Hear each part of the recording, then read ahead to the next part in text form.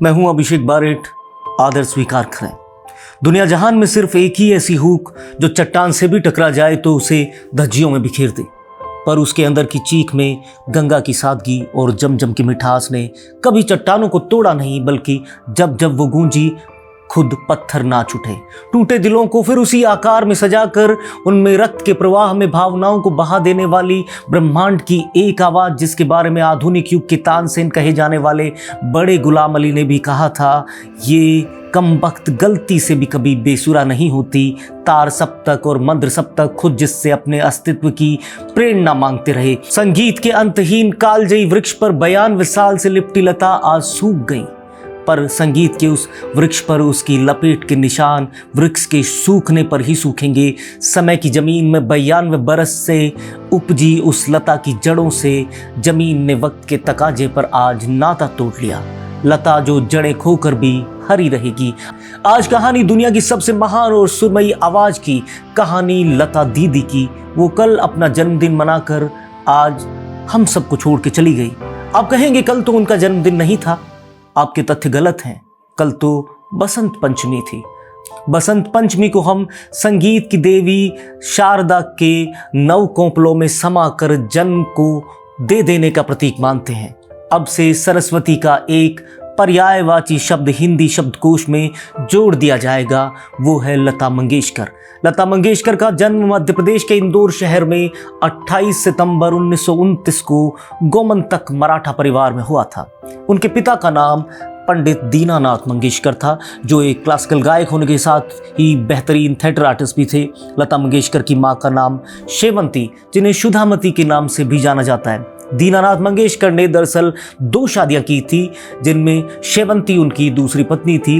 लता जी का पहले सरनेम मंगेशकर नहीं बल्कि हर्डीकर था, जिसे उनके पिता ने बदलकर मंगेशकर रख लिया। और इसके पीछे भी एक कारण है। दरअसल दीनानाथ जी के गांव का नाम मंगेशी था। उन्होंने अपने गांव मंगेशी को देखते हुए अपनी सरनेम बदलकर मंगेशकर कर ली। इतना ही नहीं, सरनेम के साथ लता जी का नाम भी बदला। लता मंगेशकर का बचपन का नाम हेमा रखा गया था, लेकिन कुछ समय बाद उनका नाम बदलकर हेमा से लता रख दिया गया।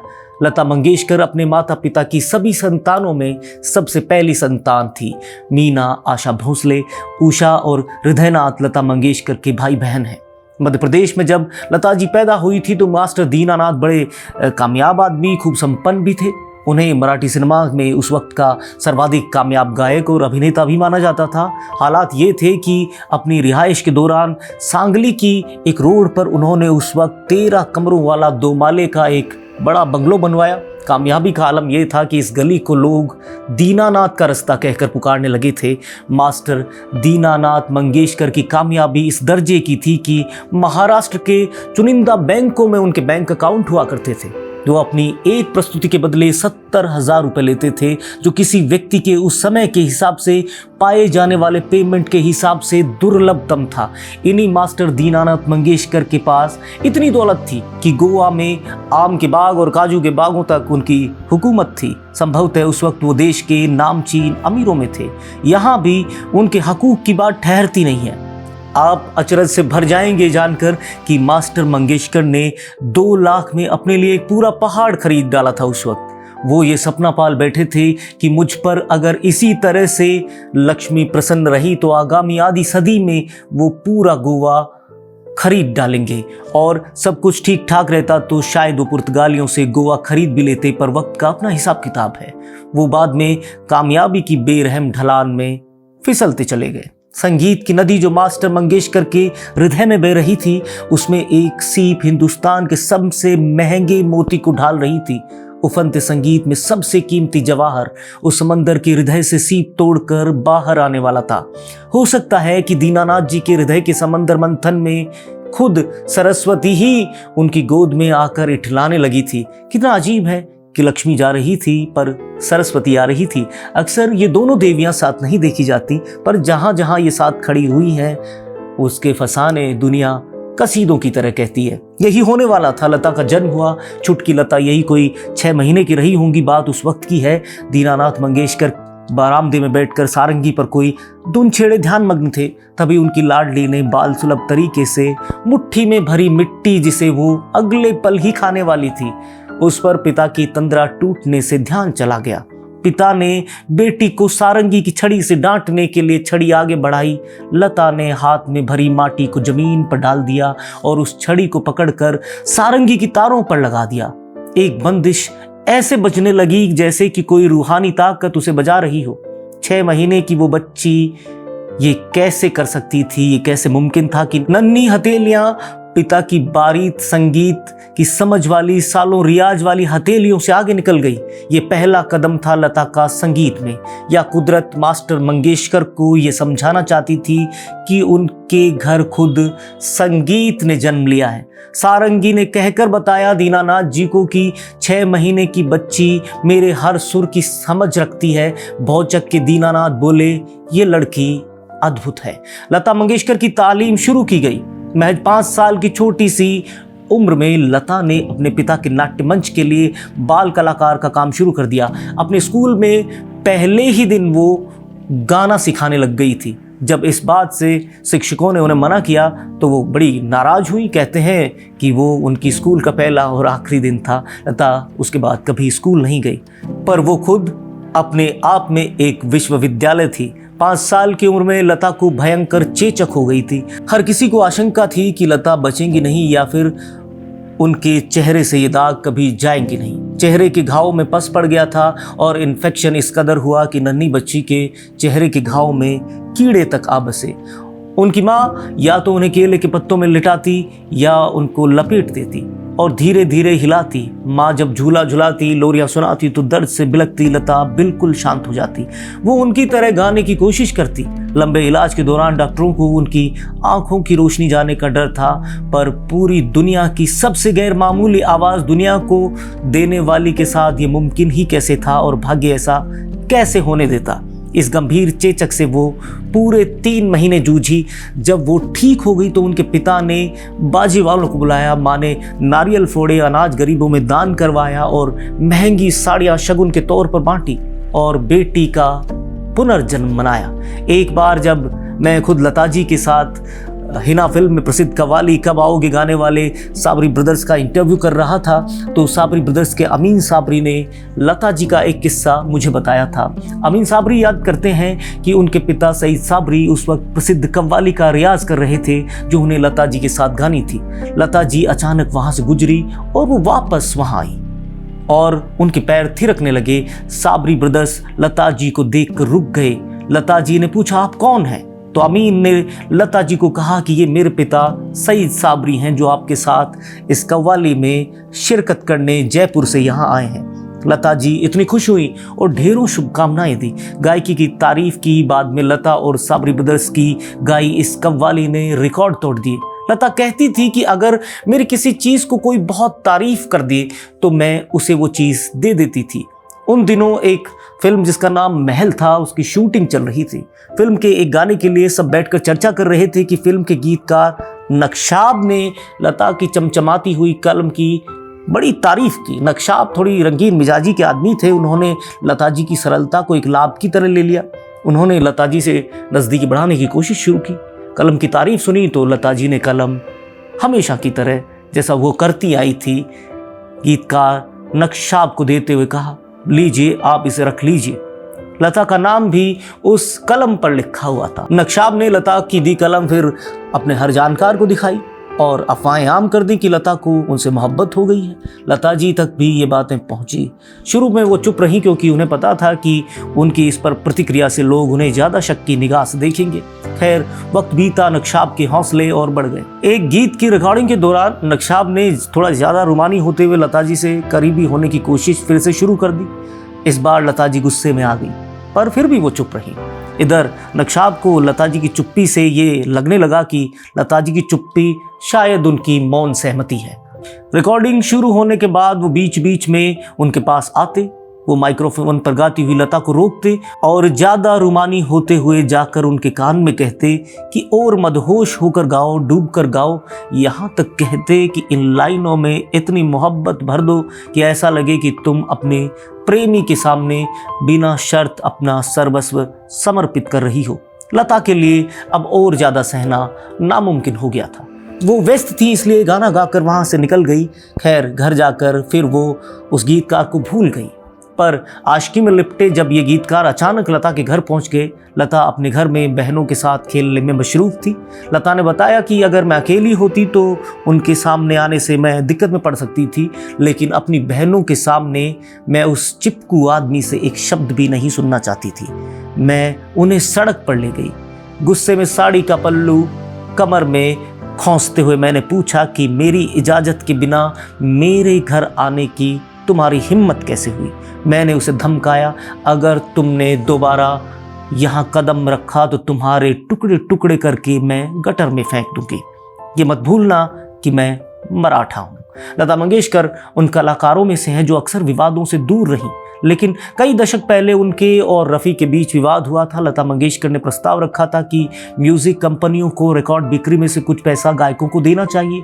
रॉयल्टी के इस मुद्दे पर रफ़ी उनसे अलग राय रखते थे। इस विवाद की वजह से दोनों ही महान गायकों ने लंबे समय तक एक साथ गाना नहीं गाया। हालांकि साल 1967 में दोनों के रिश्ते फिर सामान्य हो गए, पटरी पर लौट आए। लता और रफ़ी दोनों महान कलाकार हुए हैं।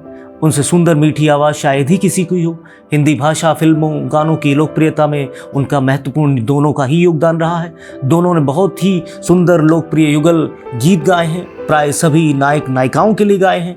दोनों कलाकार के साथ इंसान भी आला दर्जे के रहे हैं, एक दूसरे का सम्मान भी वो करते थे। फिर भी कई मुद्दों पर उनमें विवाद भी रहा। लता चाहती थी कि रॉयल्टी में संगीतकारों के अलावा गायक गायिकाओं को भी उनका हिस्सा मिले। रफ़ी उन्हें पूर्ण समर्थन दे, ऐसी उनकी अपेक्षा रफ़ी से रही, जो हालांकि रफ़ी ने पूरी नहीं की। ऐसे में देवानंद माला सिन्हा अभिनीत फिल्म माया के एक बहुत सुंदर और लोकप्रिय गीत में, यानी तस्वीर तेरी दिल में जिस दिन से उतारी है, उसके बाद दोनों में कुछ विवाद हुआ। लता उसमें बदलाव चाहती थी, बाद में दोनों ने एक साथ गाना बंद कर दिया। कई वर्षों बाद अभिनेत्री नरगिस और संगीतकार जय किशन के प्रयासों से दोनों में सुलह हुई और देवानंद की ही फिल्म ज्वेल थीफ के लिए दोनों ने मिलकर फिर से गाना गाया, दिल पुकारे आरे आरे।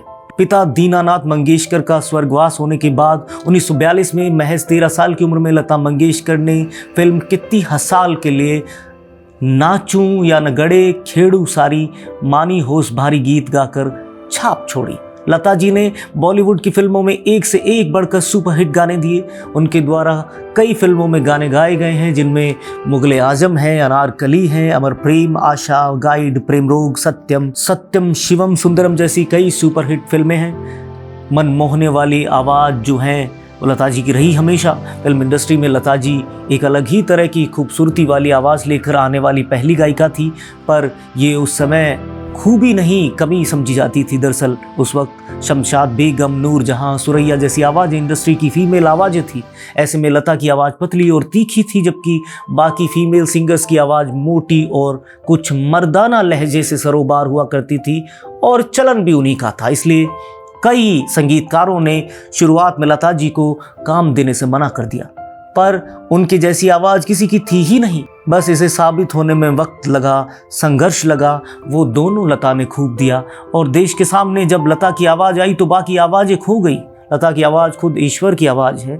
उनको सुनकर हर बार आपको लगता है कि आप इबादत में बैठे हैं, किसी बारगाह में बैठे हैं। लता मंगेशकर ने अपनी गायकी के करियर में सबसे ज़्यादा गाने रिकॉर्ड किए। लता जी ने फिल्मी गीतों के अलावा गैर फिल्मी गीतों को भी बखूबी गाया, काफ़ी शोहरत हासिल की। प्रसिद्ध संगीतकार एस.डी. बर्मन, आर.डी. बर्मन, अनिल बिश्वास, शंकर जयकिशन, सलिल चौधरी, नौशाद, सी रामचंद्रन और मनमोहन जैसे कई संगीतकारों ने भी लता जी के साथ काम करने में बहुत बड़ी जिम्मेदारी का एहसास लिया, क्योंकि उनकी गायकी का लेवल ही इतना ऊंचा था कि उस तरह से उनके लिए संगीत, गीत सब तैयार करना मुश्किल हो जाता था। एक बड़ा मशहूर किस्सा है, बड़े गुलाम अली खां को संगीत के क्षेत्र में तानसेन के नाम से पुकारा जाता था। वे ठुमरी के महान गायक थे। हर किसी की तरह लता मंगेशकर भी उनकी फैन थी। एक बार मुंबई के किसी कंसर्ट में वे गाने आए, बड़े गुलाम अली साहब का गाना होना था। सब जोर शोर से रियाज करने में लगे हुए थे, क्योंकि खान साहब गलती पर टोक भी देते थे और रोक भी देते थे। पास ही एक रेडियो बज रहा था। खान साहब ने उसके बटन को यूं ही घुमा दिया और इत्तेफाक ही था कि रेडियो पर लता जी का ही गाना बजने लगा, जा रे बदरा बैरी जा रे। खान साहब उनके गाने में यूं खोए कि वो भूल ही गए कि उन्हें क्या गाना था। उस प्रोग्राम में खान साहब राग यमन से शुरू करके ठुमरी गाने का प्लान करके आए थे, पर लता की आवाज़ के जादू में ऐसे खोए कि वो कुछ और ही गाने लगे। जैसा कि हमने आपको पहले भी बताया कि उन्होंने लता के लिए कहा था कि कमबख्त गलती से भी ये कभी बेसुरी नहीं होती, पर बड़े गुलाम अली साहब के सम्मान में लता जी जो कहती थी वो भी आपको जानना चाहिए। दरअसल लता जी खान साहब के लिए कहती थी, अगर वो ठीक से रियाज करती तो उनके जैसा गा पाती। पिता के गुजर जाने के बाद घर की सारी जिम्मेदारियां लता मंगेशकर पर आ गई थी। एक इंटरव्यू में लता मंगेशकर ने कहा था कि घर के सभी सदस्यों की जिम्मेदारी मुझ पर थी। ऐसे में कई बार शादी का ख्याल आता भी तो मैं उसे टाल ही देती थी। बेहद छोटी उम्र में ही मैं काम करने लगी थी। सोचा कि पहले सभी छोटे भाई बहनों को सेटल कर दूं, फिर बहन की शादी हो गई, बच्चे हो गए तो उन्हें संभालने की जिम्मेदारी आ गई। इस तरह से वक्त निकलता चला गया और मैंने शादी नहीं की।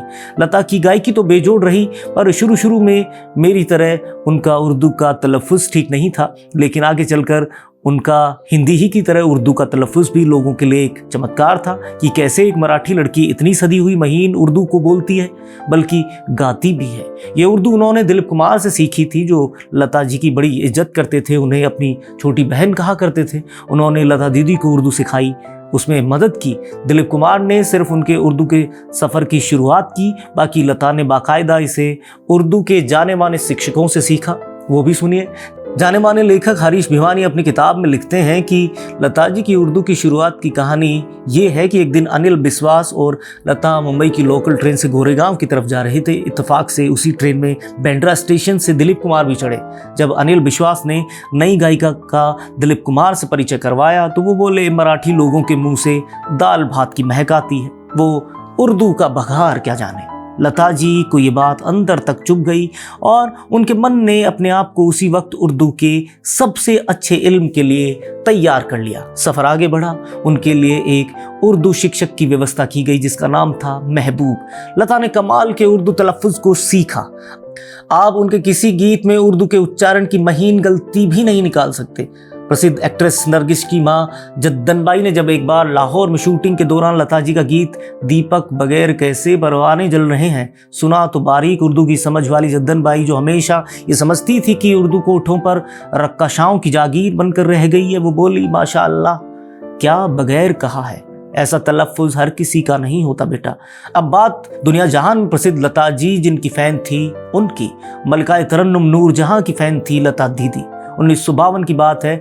लता जी किसी सिलसिले में अमृतसर थी। अचानक उनकी ख्वाहिश हुई कि वो अपनी फेवरेट नूर जहां से मिले, और ये मुमकिन भी था क्योंकि जहां नूर जहां रहती थी वो लाहौर था, सिर्फ 2 घंटे की दूरी पर था। लता जी ने उन्हें ट्रंक कॉल किया। दोनों ने काफ़ी देर तक बात की और फिर ये तय हुआ कि वो हिंदुस्तान पाकिस्तान की सीमा पर मिलकर ही एक दूसरे से बात करेंगी।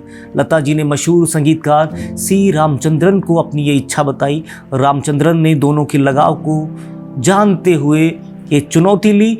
वो अपनी बायोग्राफी में इस वाक़े को इस तरह से लिखते हैं, मैंने अपने कॉन्ट्रैक्ट को इस्तेमाल करते हुए दोनों की मुलाकात अरेंज करवाई। ये मुलाकात वाघा बॉर्डर के पास उस जगह हुई थी जिसे सेना की भाषा में नो मैंस लैंड कहा जाता है। जैसे ही नूर जहां ने लता को देखा वो दौड़ती हुई आई और किसी बिछड़े हुए दोस्त की तरह उन्हें जोर से भींच लिया।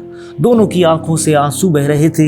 हम लोग भी जो ये नज़ारा देख रहे थे अपने आंसू रोक नहीं पाए, यहाँ तक कि दोनों तरफ सैनिक भी रोने लगे। नूर जहां लता के लिए लाहौर से बिरयानी और मिठाई लाई थी। लता जी को हीरे और पन्नों का भी गैर मामूली लगाव रहा। आज़ादी के 1 साल बाद ही उन्होंने 1948 में 700 रुपये में अपने लिए हीरे की अंगूठी ली, जिसे वो हमेशा पहने नजर आती थी।